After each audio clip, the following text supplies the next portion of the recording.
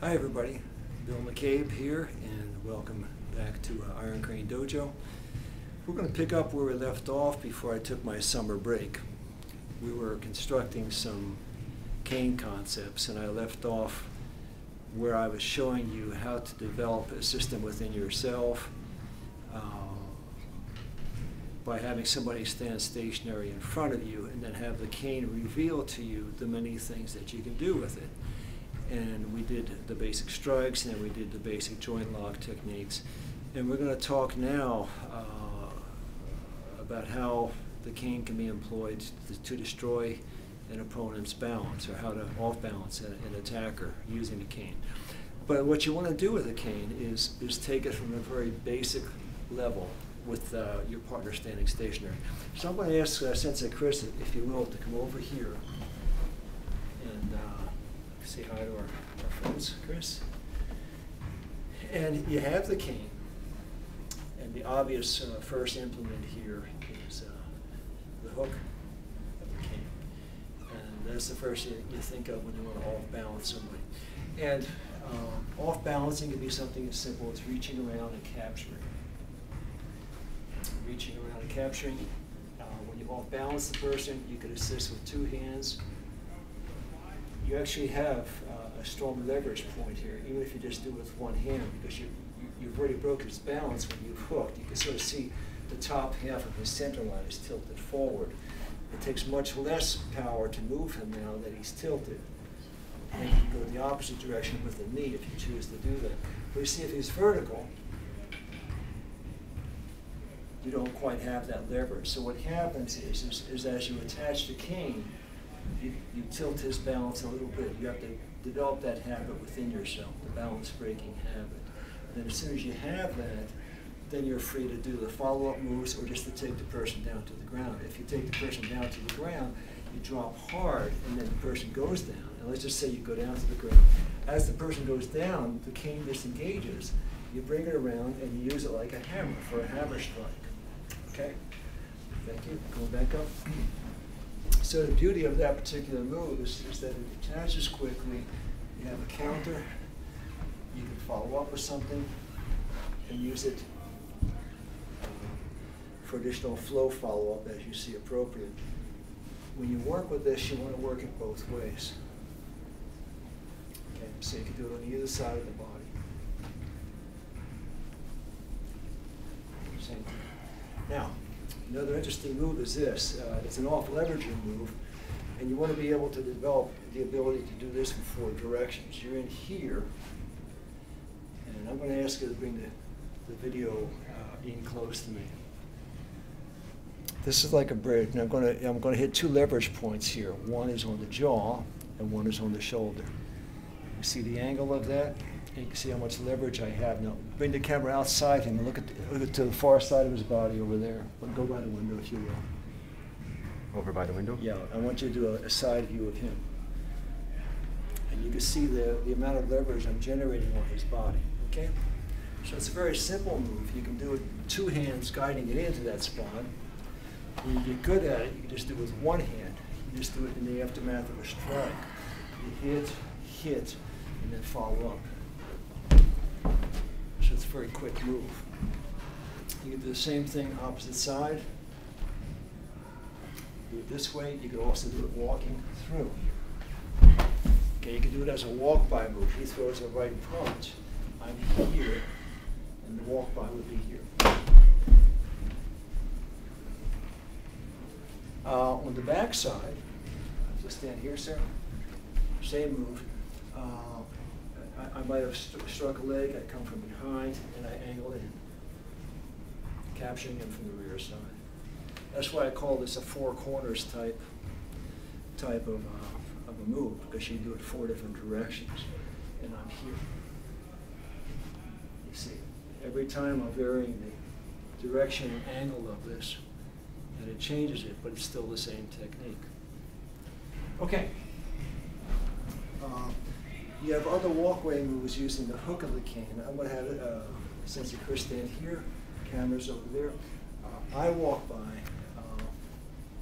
and I'm just walking by my attacker, and I hook and capture. Now, same as before, you have to break balance. And what I do to break balance is I tilt his center line over.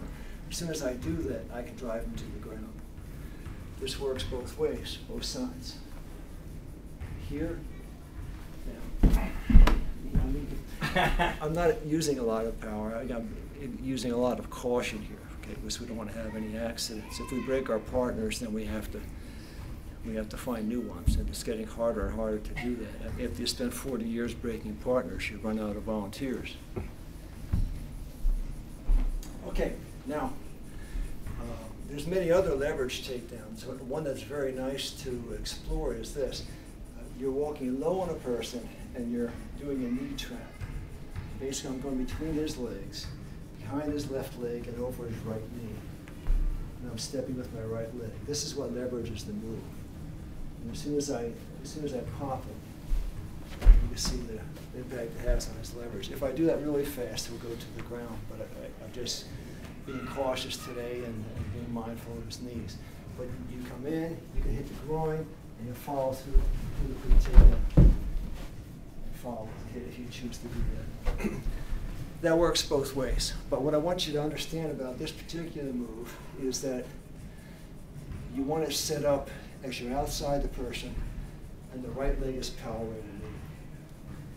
And it's just right here, the move is locked to the right leg, and as soon as you step past that, the move energizes. If you start with the left leg, try to energize with the right leg, you see it's not nearly as powerful. You see he's able to resist it. See it? And he's turning it back on me. Now watch. If I go the other way, you can't power it back on me. That's something you have to get figured out.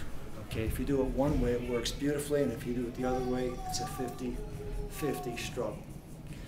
Now, other things that are workable, which as you get older, meaning my age, you don't do nearly as much, is you can do the throws using the leverage from the cane, the hook of the cane. Do you have a cane with you, Terry? Yes, sir. Wider, with a wider net? Yes, sir. How do you want with a wider net? And what I want to do is I don't want to put too much leverage on his carotid artery with the cane. So I want to get as wide a neck as possible. I can see that I was pinching the side of his neck with the other cane. And that's something you need to be mindful of is when you work with cane, you need to be very protective of yourself and your partner. And you don't do anything in a cavalier fashion that could cause injury to anyone. Okay, you're always being protective of each other. Self-defense means avoiding injury too. It doesn't mean just protecting yourself against attackers in public. It means being safe. So I come around, and this was a leverage technique. In the old days, we would go in tight, and we would do hip throws and shoulder throws off of this. But as you can see, I'm a real tall guy, and I don't have the same kind of leverage that I had when I was younger. So what I will do is I will off-balance the person with this move, and then I will reap. And I'm not going to do the full move here. I'll just show you how it sets up. I reap it, and over he goes. Okay? And that really works beautifully once you get it figured out. And you can do it either side. Okay? You can do it with any kind of hand positions, but you have to get the off balance, and then be ready for the reap. If you threw a right hand punch at me and I'm in here, hooking, this is the cross body drop. I go inside, I'm also trapping his left hand here, underneath, and drop him down. I could do it just with the force of the leverage, but usually what I like to do is do a step through or a reap, right there, and you can see the power of that. Okay? The other moves, and again, we're focusing on takedowns against a stationary person. Actually, I want you to come over here, sir. You have the trap the feet moves. I trap the feet, and I can push his body. You see what happens? So I just walk in, I trap the feet, and this is a tremendous hit. Because this combines, and we're going to talk about this maybe in another video, how forces combine. see, this is the energy of one strike on one point. When I come like this, it's converging in the middle, and it's coming from two outside angles in a multiplied and more effective fashion. I combine this with the off-balancing that I'm doing by trapping his foot to the ground, and it makes it a very powerful technique. Okay, now coming back, I can go into the throat. Okay, so I'm getting a throat strike or a pressure point strike as well as a takedown. I can come into the bridge of the lips and the nose, and this allows me to drop him straight back down. And when I do that, because his leg is trapped, I'm just going to angle him a little bit here, and I'll show the knee. See, he's collapsing back into his knee. If I drop him straight down, it puts an enormous amount of leverage on the knee. I can also strike him from above into the brow. Each one is slightly different than the other. Okay? Now, same deal. If he had thrown a punch at me here, I go to the rear and back. Oh, sorry. That's okay. Same kind of move. I just jump back and drop him to the ground.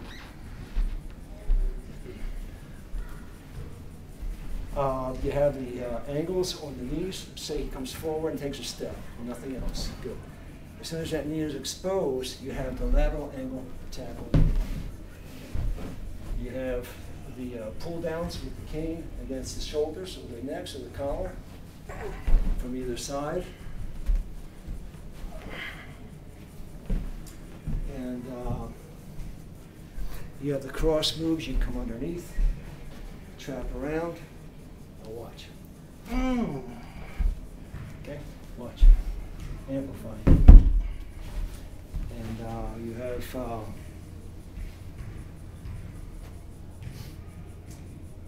as takedown moves, outside leverage moves. These are joint locks and takedowns. I come around over the top and here. So what I do is I drive him to the ground with that as a follow through, coming up against her, if you will. On the opposite side, you can do basically the same thing like this, or you can try it with the hook, coming in, hook up. And here you do it, execute like a throw with a reap, driving the person to the ground. Now, that's a lot. We covered a lot of ground. You know, it's I'm just sort of doing this on the fly here because we haven't had a chance to visit for a while. So a little way for us to get reacquainted. Did we miss anything? Anything you could think of?